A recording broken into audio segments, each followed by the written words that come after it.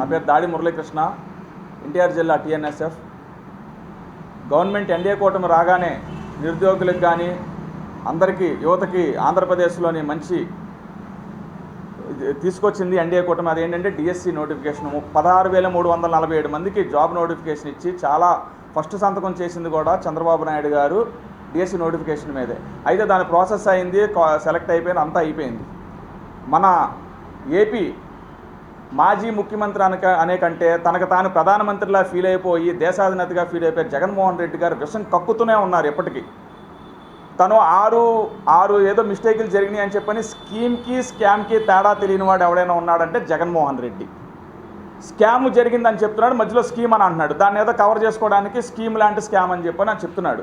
యాక్చువల్గా రీసెంట్గా తను తీసుకొచ్చిన ఎలిగేషన్స్ మీద మన ఎడ్యుకేషన్ ఐఏఎస్ ఆఫీసర్ అయినటువంటి కోనా శశిధర్ గారు కూడా ప్రతి దానికి వివరణ ఇచ్చారు.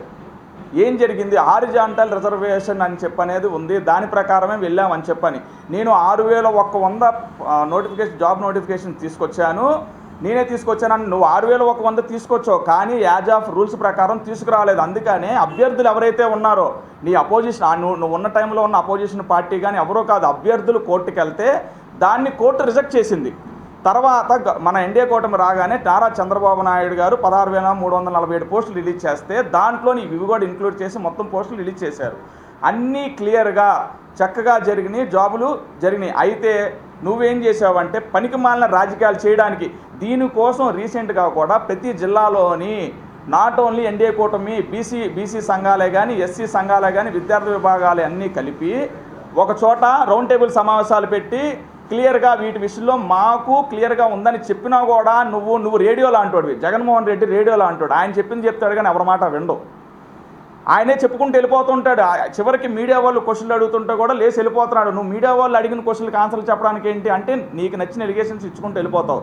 అలాగే ఏంటి అవుట్సోర్సింగ్ వాళ్ళు పేపర్లు ప్రిపేర్ చేస్తారా?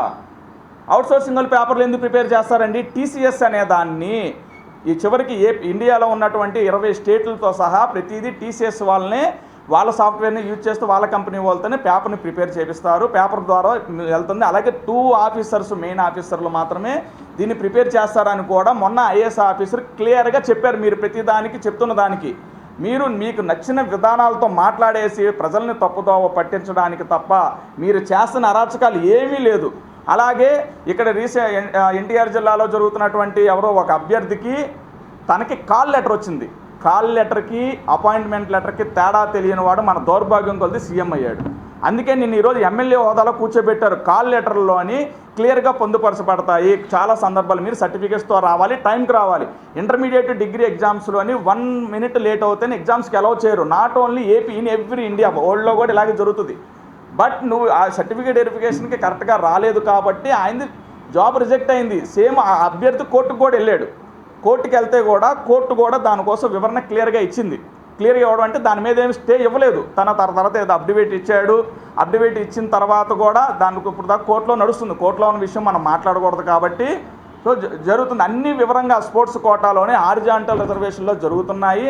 అంతా బాగుంది. ఈరోజు మొత్తం ఏపీలో ఉన్నటువంటి ప్రతి ఒక్కరూ చాలా సంతోషంగా ఉన్నారు ఎన్డీఏలోని. బట్ మీరు ఏదో విధంగా ఇప్పుడు అభ్యర్థులు మళ్ళీ ఏంటంటే 3,500 మందికి రేపు సెప్టెంబర్లో నోటిఫికేషన్ ఎగ్జామ్ జరుగుతున్నాయి, నోటిఫికేషన్ రిలీజ్ చేస్తున్నామని కూడా గవర్నమెంట్ అనౌన్స్ చేసింది. ఇప్పుడు ఎవరైతే బోర్డర్లోని పోయిందో వాళ్ళకి మళ్ళీ ఛాన్స్ వచ్చింది. సో అలా కాకుండా ఆ అభ్యర్థులను మభ్యపెట్టి నీ దగ్గర కూర్చోబెట్టి వాళ్ళని నువ్వేం చేద్దామని చెప్పని నువ్వేమైనా నీ టైంలో అని గవర్నమెంట్ జాబులు కాదు కదా, ఒక్క ప్రైవేట్ జాబ్ వచ్చిన సందర్భాలు లేవు. అందరూ రోడ్డు మీదకి వచ్చేసారు. బీఈడీ చేసిన వాళ్ళు, ఎంబీఏ చేసిన వాళ్ళు, ఎంకామ్ చేసిన వాళ్ళు అందరూ వచ్చి 5,000 శాలరీలు ఇచ్చి రోడ్ల మీద తిప్పావు. కానీ ఈరోజు సందర్భాలు అలా లేవు. మాకు చక్కగా మా డిఎస్సి నోటిఫికేషన్లో గవర్నమెంట్ జాబ్స్ అలాగే చాలా కంపెనీస్ కూడా వస్తున్నాయి. ఈరోజు గూగుల్ రావడం అంటే మామూలు విషయం కాదు. అలాగే రీసెంట్గా రాయల్ ఎన్ఫీల్డ్ కంపెనీ కూడా వచ్చింది. వీటన్నిటిని తప్పుదోవ పట్టించడానికి నువ్వు అసలు ఏది మాట్లాడుతున్నావు కూడా అర్థం కావట్లా. నిన్ను ఏదైనా తిడదామన్నా మా అధినాయకత్వం నీట్గా మాట్లాడమని చెప్తుంది, కానీ నిన్ను రోడ్డు మీదకి వస్తే బహిష్కరించే. మొన్న ఏదో డిఎస్సి నోటిఫికేషన్ మీద బయటకు వస్తే కూడా మీ వాళ్ళు బెదిరిస్తున్నారు. డిఎస్సి భర్తీ అయిన వాళ్ళందరినీ 16,000 మందిని మేము బర్తరఫ్ చేస్తామని. అరే ఎదవల్లారా, మీరు డిఎస్సి ఫుల్ ఫామ్ అడిగితే చెప్పలేని వెధవలు. అలాగే నిన్న రాజ్యసభకి ఎన్నికైనటువంటి వాళ్ళు కూడా మిమ్మల్ని ఓపెన్ డిబేట్కి రమ్మని చెప్తున్నారు. మీరు ఎందుకు రావట్లా? మీరు రండి, కోర్టులకు వెళ్ళమన్నారు, కోర్టులకు వెళ్ళండి. నిజంగా మీరు అది కనుక రాంగ్ జరుగుంటే ఈ పార్టీకి కోర్టులు స్టే ఇచ్చేవి. అన్నీ చాలా కరెక్ట్గా క్రమ పద్ధతిలో జరుగుతున్నాయి. మీరు ప్రజెంట్ ఉన్న జనరేషన్ని చెడగొట్టడానికి, అలాగే జనాల్ని మొత్తాన్ని డైవర్ట్ చేయడానికి మీరు చేసే మాటలు ఏవైతే ఉన్నావో ఇవన్నీ సహించలేము. ఇంకొకసారి చెప్తున్నాం, మేము మా అధినాయకత్వానికి లోబడి క్రమశిక్షణతో వెళ్తున్నాం. నువ్వు గనక చెడగొట్టే మాటలు, రెచ్చగొట్టే మాటలు కనుక మాట్లాడితే ఇదే జగన్మోహన్ రెడ్డి చెప్తున్నా, నీకు ఓపెన్ డిబేట్కి రమ్మన్నా. నీకు డిబేట్కి రావడానికి ధైర్యం లేదు, రా. నీతో పాటు లేదా నీ విద్యార్థి విభాగం నాయకుల్ని వాళ్ళందరినీ ఓపెన్ డిబేట్ రమ్మన్నా. మన రౌండ్ టేబుల్ సమావేశంలో కూడా చెప్తున్నాము, అలాగే చెప్తున్నాం. అలాగే కాక్రోచ్ అంట, నువ్వు నిజంగా కాక్రోచ్వే, నువ్వు నిజంగా బొద్దింక లాంటివాడివే. ఆ బొద్దింకలు ఇంట్లోని ఇల్లుని పాడు చేస్తాయి, అలాగే ఇంట్లో ఉన్న జనాన్ని భయపడతాయి. నువ్వు అలాంటి వాడివే, నువ్వు ఓపెన్గా చెప్తున్నావు. మళ్ళీ వెన్నుపోటు రోజులంట. వెన్నుపోటు నిజమే, జగన్మోహన్ రెడ్డి వెన్నుపోటు అని ఎందుకు పెట్టాడని మా పార్టీలో అడుగుతున్నారు. వెన్నుపోటు వాళ్ళ చెల్లికి వాళ్ళ తల్లికి పొడిచాడు కదా, దానికని వెన్నుపోటు తినమని పెట్టాడు. అదేమో మన వాళ్ళకి ఎవరికి అర్థం కావట్లేదు. అలాగే ఆయన శిష్యుడు ఇక్కడ మన పశ్చిమ ముద్దు బిడ్డ అని చెప్పుకుంటూ ఉంటారు. ఆయన ఈరోజు ఒక ర్యాలీ తీసాడు. ఆ ర్యాలీలో ఉందంతా ఎవరు బ్లేడ్ బ్యాచ్, గంజాయి బ్యాచ్. ఈ బ్యాచ్ మొత్తానికి ఇప్పుడు ఉపాధి పోయిందంటే వాళ్ళకి గంజాయి దొరకట్లేదు, వాళ్ళు అరాచకాలు చేయడానికి అవ్వట్లేదు. దానికోసం అని చెప్పని ఈరోజు ఏంటంటే ర్యాలీ తీశారు. ఆ బ్యాచ్ అందరూ వాళ్ళకి ఏంటంటే అన్ఎంప్లాయ్మెంట్ వచ్చిందని చెప్పండి, గంజాయి బ్యాచ్కి, బ్లేడ్ బ్యాచ్కి. వాళ్ళతో ఒక ర్యాలీ తీసి ఈ వంటంలోని ఆయన శిష్యుడు ఈ వెల్లంపల్లి శ్రీనివాసరావు. సో మేము మాత్రం ఒకటే చెప్తున్నాం, జగన్మోహన్ రెడ్డి గారు మీరు లోపాలతో రండి, కానీ మీకు నచ్చినట్టు రావద్దు. ఇక్కడ మేము యాక్చువల్గా ఏంటంటే మీరు చేసిన 6 సూత్రాలంట, స్కామ్కి తేలా తెలియనివాడు 6 సూత్రాలతో వచ్చిన వాళ్ళకి ఏం చేశారు, గవర్నమెంట్ తరపు నుంచి ప్రతినిధిగా మన కోన శశిధర్ గారే వచ్చి దానికి ఎక్స్ప్లెనేషన్ ఇచ్చారు. మొత్తం క్లియర్గా ప్రతిదీ చెప్పారు, డేటా మొత్తం అందులో ఉందని చెప్పని. కానీ నీకు ఒక మాత్రం చెప్తున్నాను, నీకంటే చిన్నవాడిని, కాల్ లెటర్కి అపాయింట్మెంట్ లెటర్కి కొద్దిగా తేడా తెలుసుకొని నువ్వు రా. ఆ రెండింటికి డిఫరెన్స్ తెలిసిన రోజు నువ్వు లీడరు అని చెప్పని మేము కూడా ఒప్పుకుంటాం. ధన్యవాదాలు, థ్యాంక్ యూ. నా పేరు గడ్డిపాటి కిరణ్ అండి. ఇప్పుడు వచ్చిన డిఎస్సి నోటిఫికేషన్ మీద జగన్మోహన్ రెడ్డి గారు విపరీతమైన విషప్రచారం చేస్తున్నారండి. ఆయన చేసే విషప్రచారం ఎలా ఉంటుందంటే, జాబులు రానప్పుడు వచ్చినాయి అని క్రియేట్ చేసుకోవడం, జాబులు వచ్చినప్పుడు రాలేదని క్రియేట్ చేసుకోవడం, ఇదే కొత్తగా విషప్రచారం చేసుకోవడం. ఆయన బీటెక్లు, ఇంజనీర్లు చదివిన వాళ్ళకి జాబులు ఇవ్వకుండా 5,000 రూపాయలకి రోడ్లు వెంబడి తిప్పి ఆయన సొంత పార్టీకి డబ్బా కొట్టించుకొని ఆయన విషప్రచారం చేస్తున్నారు. ఇలాంటి విషప్రచారాలు జగన్మోహన్ రెడ్డి గారు తగ్గించుకొని ప్రజలకు మేలు కలిగే ఏమైనా చెయ్యాలి, ఇలాంటి మంచి జాబులు వచ్చే కంపెనీలను ప్రోత్సహించాలి, కంపెనీలకు భయపెట్టి కంపెనీలను నేను వస్తే వెనక్కి పంపిస్తా, ఏదైనా నేను వస్తే అది చేస్తా, నేను వస్తే ఇచ్చేస్తా అనడం కరెక్ట్ కాదండి. ఈ సభాముఖంగా నేను చెప్పేది ఏంటంటే, తెలుగు తరఫున మాకు ఇప్పుడు అన్ని జాబులు వస్తున్నాయి, మేమంతా బాగున్నామండి. ఇలా ఉన్న వాతావరణాన్ని ప్రశాంతంగా ఉంచి మంచిగా పరిపాలన జరిగేటట్టు చూడాలని మా ముఖ్యమంత్రి గారు నిన్నూరేళ్ళు మంచిగా ఉండాలని కోరుకుంటున్నాను. మణికంఠ, టీఎన్ఎఫ్ జనరల్ సెక్రటరీ మాట్లాడుతున్నాను. ఈరోజు జరుగుతున్న మెగా డిఎస్ ఎన్నో కుట్రలు జరుగుతున్నాయి. కుట్రలు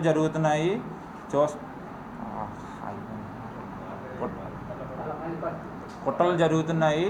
అది ఈ రాష్ట్ర ప్రజలు, ముఖ్యంగా మన యువత గమనించాల్సిన అవసరం ఉంది. ఎందుకంటే ఏ రాష్ట్రంలోనైనా యువతని బాగుపడాలని ప్రతిపక్షమైన ప్రభుత్వమైనా సాయపడాలని కోరుతుంది. దురదృష్టశాతం మన రాష్ట్రంలో, మన ఆంధ్రప్రదేశ్ రాష్ట్రంలో ప్రతిపక్షం లేకపోయినా మా యువత 11 సీట్లకి అంకితం చేసినందుకు మా యువత మీద కక్ష కట్టి మమ్మల్ని తప్పుడు మార్గాల్లో నడిపించడానికి చూస్తున్నారు. గత 5 సంవత్సరాలు నేను ప్రశ్నంగా యువత తరపు నుంచి అడుగుతున్నా గట్టిగా, గత 5 సంవత్సరాలు మీరు ఏం చేశారు? ఒక జాబు లేదు, ఒక ఉద్యోగం లేదు, ఒక కంపెనీ తీసుకురాకపోగా ఉన్న కంపెనీలు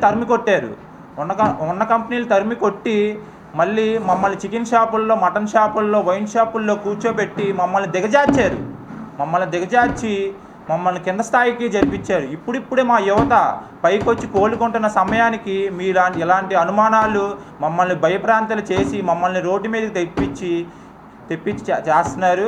మేము కన్ను ఎర్ర చేస్తే ఒకటే చెప్తున్నా, కిందటిసారి మీకు 11 సీట్లైనా వచ్చి ఈసారి వచ్చేసరికి ఒక్క సీటు కూడా రాకుండా మా యువత ప్రశ్నిస్తుంది. ఈ ఒక్క సీటు కూడా రాకుండా మేము చేస్తామని గట్టిగా చెప్తున్నాము. ఇంకా అందరికీ నమస్కారం. ఈరోజు మా మాజీ ముఖ్యమంత్రి వర్యులు వైఎస్ జగన్మోహన్ రెడ్డి గారి ఆదేశానుసారం ఈ రాష్ట్ర ప్రజలందరినీ దగా చేసి మోసం చేసి వెన్నుపోటుకి నిదర్శనంగా నిలబడినటువంటి చంద్రబాబు నాయుడు గారి ప్రభుత్వానికి వెన్నుపోటుకి 2 ఏళ్లు అంటూ ఇచ్చినటువంటి పిలుపు మేరకు మా పశ్చిమ నియోజకవర్గ ఇన్ఛార్జ్ మాజీ మంత్రి వర్యులు వెల్లంపల్లి శ్రీనివాసరావు గారి సారథ్యంలో మరి యావత్ వైఎస్ఆర్సీపీ కుటుంబ సభ్యులందరూ కూడా కలిసి నాయకులంతా కలిసి మరి ఈ రోజున ప్రజలందరికీ అండగా ఈ యొక్క కార్యక్రమాన్ని విజయవంతం చేసుకోవటం జరిగింది. నిజంగా చంద్రబాబు నాయుడు రాష్ట్ర వ్యాప్తంగా జరుగుతున్నటువంటి ఈ ర్యాలీస్ని చూసి సిగ్గు తెచ్చుకోవాలని తెలియజేస్తా ఉన్నా. ఎందుకంటే ఈ 2 ఏళ్లలో ఆయన ఇచ్చినటువంటి హామీలు గద్దెనెక్కింది ఏ రకంగా ఎక్కాడు, గద్దెనెక్కిన తర్వాత ఏ రకంగా మోసం చేశాడు అనేది ఈ రోజున తేటతెల్లం కావటంతో ప్రతి ఒక్క వర్గం కూడా ఈ రోజున బయటకు వచ్చి చంద్రబాబు నాయుడు గారిని వారి బృందాన్ని బండబూతులు తిడుతున్నటువంటి సందర్భం కనుక ఇప్పటికైనా ఈ కూటమి ప్రభుత్వం సిగ్గు తెచ్చుకుని ప్రజల్ని మోసం చేసింది ఇక చాలు, కనీసం రోడ్డు మీదకి వస్తున్నటువంటి ప్రజల్ని వాళ్ళ విశ్వాసాన్ని నువ్వు నిలబెట్టి మరి వాళ్ళకు కావలసినటువంటి కూడా ఇచ్చేంత వరకు వైఎస్ఆర్ కాంగ్రెస్ పార్టీ అండదండగా ఉంటుందని తెలియజేస్తాం.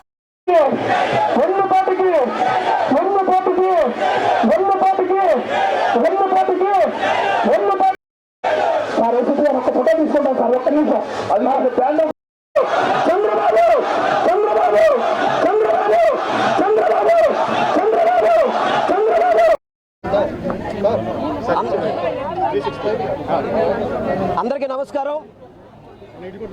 ఈ రోజుకి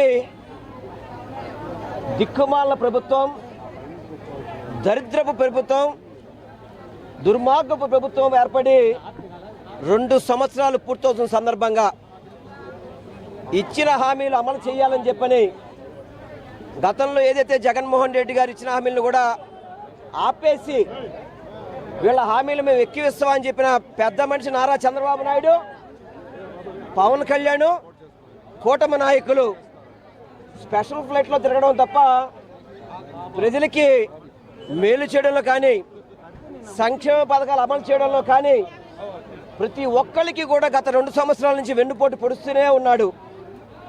వెన్నుపోటు అంటేనే చంద్రబాబు నాయుడు, చంద్రబాబు అంటేనే వెన్నుపోటు. ఎందుకంటే చంద్రబాబు రాజకీయ భవిష్యత్తే బిగినైంది వెన్నుపోటుతో. స్వర్గీయ నందమూరి తారక రామారావు గారిని వెన్నుపోటు పొడిచి పార్టీని లాక్కున్నాడు, పార్టీ కేడర్ను లాక్కున్నాడు. ఆ రోజు మోసం చేసి పార్టీని లాక్కొని ఈరోజు విభజిత ఆంధ్రప్రదేశ్లో రెండోసారి ముఖ్యమంత్రిగా గతంలో 2019 నుంచి 24 వరకు జగన్మోహన్ రెడ్డి గారికి ఇచ్చిన పథకాల కంటే కూడా రెట్టింపిస్తానని చెప్పని మీ అందరికీ కూడా ప్రజలందరికీ కూడా మోసపు వాగ్దానాలు చేసి గద్దెనెక్కాడు. గద్దెనెక్కిన కాడి నుంచి ఖజానా ఖాళీ ఉందని చెప్పని లక్షల కోట్లు అప్పు చేసి గతంలో జగన్మోహన్ రెడ్డి గారు 5 ఏళ్లకి అన్ని సంక్షేమ పథకాలు అమలు చేసి అన్ని రకాల మెడికల్ కాలేజీలు కావచ్చు, పోర్టులు కావచ్చు, హాస్పిటల్స్ కావచ్చు, స్కూల్స్ కావచ్చు, ఎన్నో రకంగా అభివృద్ధులు చేసి 3 లక్షల కోట్లు 5 ఏళ్ళకి అప్పు చేస్తే ఈ 2 ఏళ్లకే 3,50,000 కోట్లు అప్పు చేసి ఏ ఒక్క పథకాన్ని కూడా అమలు చేయకుండా ఎక్కడో కూడా అభివృద్ధి అనేది కనపడకుండా ప్రజలకి పొడిచిన వ్యక్తి చంద్రబాబు నాయుడు. ఈరోజు మన ప్రముఖ వ్యాపార కూడల్లో ఉన్నాం. వీళ్ళందరూ కూడా గతంలో చంద్రబాబుకి మద్దతు పలికిన వారే. చంద్రబాబు వస్తే వ్యాపారాలు బాగుంటాయని చెప్పి అనుకున్నారు. కానీ ఈరోజు జిఎస్టీ పడిపోయిందంటే వ్యాపారాలు ఎంత దెబ్బతిన్నాయి. ఈరోజు వ్యాపారస్తులందరూ కూడా అందరూ ఒకటే కోరుకుంటున్నారు, ఏదైతే జగనన్న సంక్షేమ పథకాల అమలు ఆ రోజు సక్రమంగా చేయబట్టి అది వ్యాపారాలకు చిన్న చిన్న వ్యాపారాలకు కావచ్చు, బట్టల కొట్లు కావచ్చు, చిల్లర కొట్లు కావచ్చు, ఫ్యాన్సీ కొట్లు కావచ్చు, మాకు వ్యాపారాలు బాగా రొటేషన్ అయినాయి. ఈరోజు చంద్రబాబు దరిద్రం వల్ల చంద్రబాబు పాదం పెట్టిన తర్వాత వ్యాపారస్తులందరూ కూడా విలవెల్లాడే పరిస్థితి. ఈరోజు విలవెల్లాడే పరిస్థితి. వ్యాపారస్తులు వ్యాపారాలు లేవు, కార్మికులకి పని లేదు, ఎవ్వరికీ కూడా ఏమీ లేకుండా దిక్కుమాలను పరిపాలన చేస్తూ వాళ్ళకున్న మీడియా ద్వారా ఏదో చేసేసాయని చెప్పని అయి తెచ్చాను ఇది తెచ్చాయని చెప్పని అబద్ధాలు చెప్పడమే తప్ప రాష్ట్ర ప్రజలకి ఎక్కడ కూడా మేలు చేసిన పరిస్థితి లేదు. అందుకనే ప్రభుత్వం ఏర్పడి 2 ఏళ్ళు కాకముందు పూర్తి చేసుకుని 2 ఏళ్ళు కాకముందే వేలాది మంది జనం బయటకు వచ్చి ఈరోజు చంద్రబాబుకి నిరసన తెలుపుతున్నారంటే వాళ్ళ పరిపాలన ఎలా ఉందో అర్థం చేసుకోవాల్సిన అవసరం ఉంది.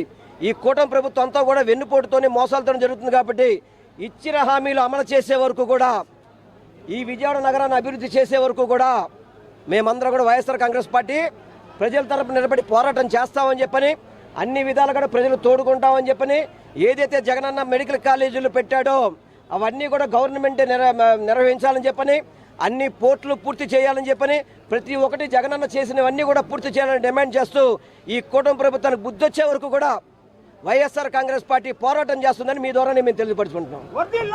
ఈరోజు విజయవాడ పశ్చిమ నియోజకవర్గంలో మాజీ మంత్రివర్యులు వెల్లంపల్లి శ్రీనివాసరావు గారి ఆధ్వర్యంలో వెన్నుపోటుకి 2 ఏళ్లు కార్యక్రమం ఈరోజు వైఎస్ఆర్సీపీ నాయకులు అందరం కలిసి మా మాజీ చైర్మన్లు కానీ, లేకపోతే మా కార్పొరేటర్లు కానీ, అలాగే మా వైఎస్ఆర్సీపీ రాష్ట్ర జిల్లా స్థాయి, మా నియోజకవర్గ స్థాయి ప్రతి ఒక్క నాయకులు ఈరోజు ఈ కార్యక్రమంలో భారీ ఎత్తున పాల్గొని ఈరోజు ఏదైతే చంద్రబాబు నాయుడు గారు కూటమి పాలన వచ్చి 2 ఏళ్లు కాలం పూర్తవుతుందో, ఈ 2 ఏళ్ల కాలంలో పసిపిల్లల దగ్గర నుంచి ముసలి వాళ్ళ వరకు, రైతుల నుంచి ఇటు ఉద్యోగస్తుల వరకు, వ్యాపారస్తుల దగ్గర నుంచి కార్మికుల వరకు ఎవరిని వదలకుండా ప్రతి ఒక్కరిని వెన్నుపోటు పొడిచిన ఘనత ఎవరైనా ఉందంటే ఈ రాష్ట్రంలో చంద్రబాబు నాయుడు గారు బ్రాండ్ అంబాసిడర్గా వెన్నుపోటుకి ఈరోజు నిలిచారు అని అన్నది ఖచ్చితంగా మేము చెప్పగలుగుతున్నాం.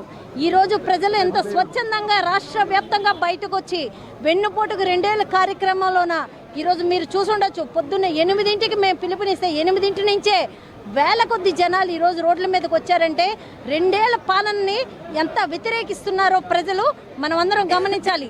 ముఖ్యంగా మహిళలకి ఏ రకంగా మోసం చేశాడు, నారీ శక్తి అని, స్త్రీ శక్తి అని, నెలకి 15,000 అని చెప్పి 18 ఏళ్ళ నుంచి 50 ఏళ్ళు ఉన్న ప్రతి ఒక్క మహిళకి 1,500 ప్రతి నెల పడుతుందని చెప్పి నిరుద్యోగ భృతి, ప్రతి ఒక్క యువకుడికి యువతకి చదువుకున్న పిల్లలకి నిరుద్యోగ భృతి ఇస్తానని, అలాగే ఎస్సీ ఎస్టీ బీసీ మైనారిటీ మహిళలకి 50 ఏళ్ళు దాటిన ప్రతి ఒక్కరికి పెన్షన్ ఇస్తానని చెప్పి, రైతులకు రైతు భరోసా ఇస్తానని చెప్పి, ఇన్ని రకాలుగా పిల్లలకు ఫీజు రీయింబర్స్మెంట్ అని ఏదైతే జగన్మోహన్ రెడ్డి గారు ప్రతిష్టాత్మకంగా ఏర్పాటు చేశారో ఆ సంక్షేమ పథకాలను కూడా పేరు మార్చుకొని 40 ఏళ్ల ఇండస్ట్రీ, 4 సార్లు సీఎం అని గొప్పగా చెప్పుకునే చంద్రబాబు నాయుడు గారికి ఆయన బుద్ధితోటి ఒక్కటి కూడా పెట్టుకునే సామర్థ్యం లేని ఒక ముఖ్యమంత్రి, చేతకాని ముఖ్యమంత్రి ఎవరైనా ఉన్నారంటే అది చంద్రబాబు నాయుడు గారే. జగన్మోహన్ రెడ్డి గారు పెట్టిన సంక్షేమ పథకాలు పేర్లు మార్చుకొని పెట్టుకోవడం తప్పితే కానీ మీకంటూ సొంత బుద్ధితో ఒక్క సంక్షేమ పథకాన్ని కూడా ఏర్పాటు చేయలేనని చేతకాని నాయకుడు ఎవరైనా ఉన్నాడంటే అది చంద్రబాబు నాయుడే. ఖచ్చితంగా ప్రజలకు ఏదైతే వెన్నుపోటు పొడుస్తున్నారో ఈ వెన్నుపోటుని రాబోయే 3 ఏళ్లలో తగిన బుద్ధి చెప్పే విధంగా ప్రజలందరూ స్వచ్ఛందంగా బయటకు వచ్చి ఈ నాయకుల్ని ఆంధ్రప్రదేశ్ నుంచి తరిమి కొడతారని తెలియజేస్తున్నాం. వికారాబాద్ జిల్లా కేంద్రంలో శ్లోక ఇంటర్నేషనల్ స్కూల్ పేరు మీద బుక్స్ ఇష్టారీతిన బుక్స్ అమ్ముతున్నారు. వేలకు వేలు, ఫస్ట్ క్లాస్కు 8,000, 9,000 ఫీజులు పెట్టి ఇష్టారీతిన అడ్డగోలుగా షార్ప్నర్, ఎరేజర్ నుంచి ప్రతి ఒక్క వస్తువును వీళ్ళు అమ్మడం జరుగుతుంది. ఎవరిచ్చారు మీకు పర్మిషన్ అంటే మాకు అన్ని పర్మిషన్లు ఉన్నాయని చెప్పి ఇష్టారీతిన మాట్లాడడం జరుగుతుంది. అదేవిధంగా స్కూల్ బిల్డింగ్ ఇంకా పర్మిషనే రాలేదు, వర్క్ నడుస్తుంది, బిల్డింగ్ పూర్తిగా పని కంప్లీట్ కాలేదు. అయినప్పటికీ వీళ్ళు ఇప్పటికే 230 పైగా అడ్మిషన్లు చేసుకున్నాం మేము. ఒక్క ఫస్ట్ క్లాస్కు 1,39,000 ఫీజు వసూలు చేస్తున్న తీరు ఈ శ్లోక స్కూల్లో నడుస్తుంది. కాబట్టి మేము ఎస్ఎఫ్ఐగా ఈరోజు ఈ బుక్స్ అమ్మడాన్ని, అదేవిధంగా స్కూల్లో అక్రమ ఫీజులు వసూలు చేయడాన్ని తీవ్రంగా ఖండిస్తున్నాము. కాబట్టి ఎంఈఓ, డిఈఓ గారు, విద్యాధికారులు వెంటనే స్పందించి శ్లోక స్కూల్ బుక్స్ అమ్మడాన్ని, అదేవిధంగా ఈ స్కూల్ పర్మిషన్ రద్దు చేయాలని చెప్పేసి, అదేవిధంగా వికారాబాద్ జిల్లా కేంద్రంలో ఉన్నటువంటి అన్ని స్కూళ్ళలో ఇదే విధంగా ఈ పుస్తకాలు అమ్మడం జరుగుతుంది. అక్రమంగా అధిక ఫీజులు వసూలు చేయడం జరుగుతుంది. కాబట్టి అధిక ఫీజుల వసూలుని అరికట్టాలని చెప్పేసి ఎస్ఎఫ్ఐగా మేము డిమాండ్ చేస్తూ ఉన్నాం. వచ్చేసి పుస్తకాలు 8,000 రూపాయల వరకు తీసుకుంటూ ఉన్నారు. తీసుకొని ఆ క్లాస్కు స్కూల్ ఫీజు సంబంధం లేకుండా స్కూల్ ఫీజు వచ్చేసి 1,39,000 రూపాయల ఫీజు. అందులో మళ్ళీ సపరేట్గా యూనిఫామ్ సపరేటు, ఆడే గేమ్స్ అని చెప్పేసి పర్టికులర్గా మనకు ఇవ్వడం జరిగింది. ఆ కాపీ కూడా మన దగ్గర ఉంది. వాళ్ళు ఒక ఫస్ట్ క్లాస్కి వచ్చేసి 1,39,000 రూపాయలు ఫీజు తీసుకుంటారు. ఇంకా సెకండ్, థర్డ్, ఫిఫ్త్ వరకు, కొంత 7th క్లాస్ వరకు ఇష్టానుసారంగా వాళ్ళ ఫీజులు ఉన్నాయి. వాళ్ళు ఫిక్స్డ్ చేసుకున్నటువంటి ఇది రేట్ అనమాట, ఆ ఫీజు రేటు. ఇక్కడ పుస్తకాలు వచ్చేసి కూడా క్లాస్ వైజ్గా ఉన్నాయి. మళ్ళీ అంతేకాకుండా క్లాస్ ఇప్పుడు 5th క్లాస్ తీసుకున్నా కూడా 12,000 రూపాయల వరకు కూడా ఉన్నాయి.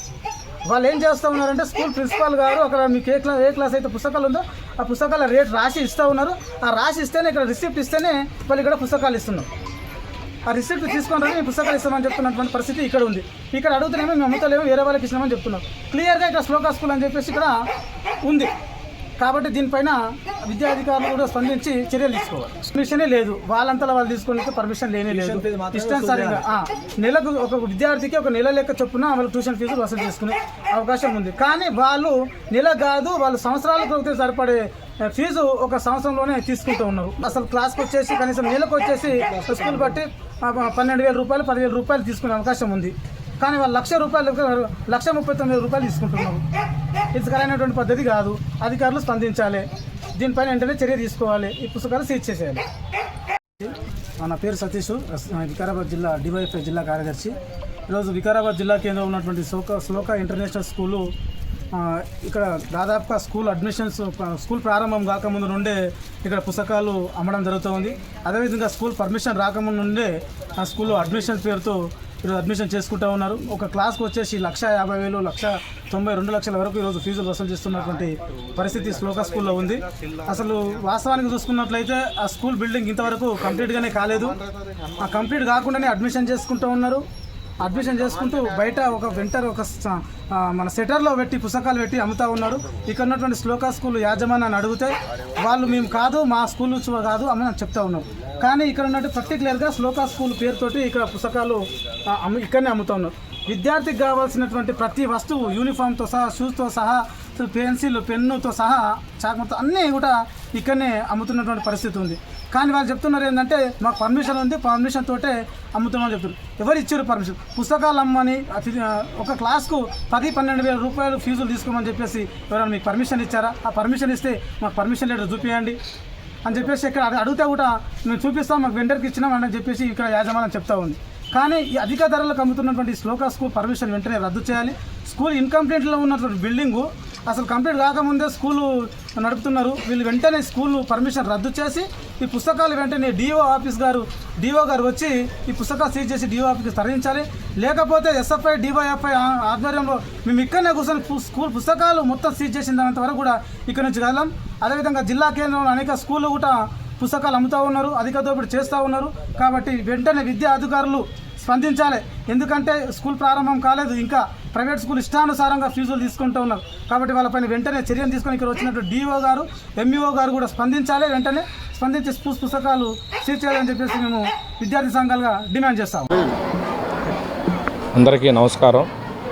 మరి ఏదైతే ఈ కూటమి ఏర్పడి 2 సంవత్సరాల సందర్భంగా మరి ఈరోజు సెంట్రల్ శాసనసభ్యులు బోండా ఉమామహేశ్వరరావు గారు ప్రభుత్వ విప్పు ఈరోజు 62వ డివిజన్లో పుచ్చలపల్లి సుందరయ్య స్కూల్లో మరి ఏదైతే విద్యార్థులతో కేక్ కట్ చేసి మరి చదువు చాలా విలువైనది, చదువు ఉంటేనే మనం సమాజంలో ఏదైనా చేయగలం, చదువు లేకపోతే చేయలేమనే మార్గంలో ముందుండే మా ఎమ్మెల్యే గారు బోండా ఉమామహేశ్వరరావు గారు మరి అందరికీ చెడు మార్గంలో ప్రయాణం చేయకుండా మంచి మార్గంలో చదువుకొని మంచి ఉద్యోగాలు చేయాలని పదే చెప్పి ఈరోజు స్టూడెంట్స్కి బుక్స్, ఎందుకంటే స్టూడెంట్స్ స్కూల్కి వచ్చినా బుక్స్ లేనిదే చదువుకోలేరు.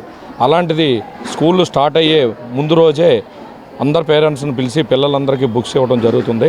మరి ఇంత మంచి కార్యక్రమాన్ని మా డివిజన్లో ఏర్పాటు చేసినందుకు ఎమ్మెల్యే గారికి ధన్యవాదాలు తెలియజేసుకుంటూ ఈ డివిజన్ నాయకులు, కార్యకర్తలు అందరూ పాల్గొని ఈ కార్యక్రమాన్ని జయప్రదం చేసినందుకు ధన్యవాదాలు.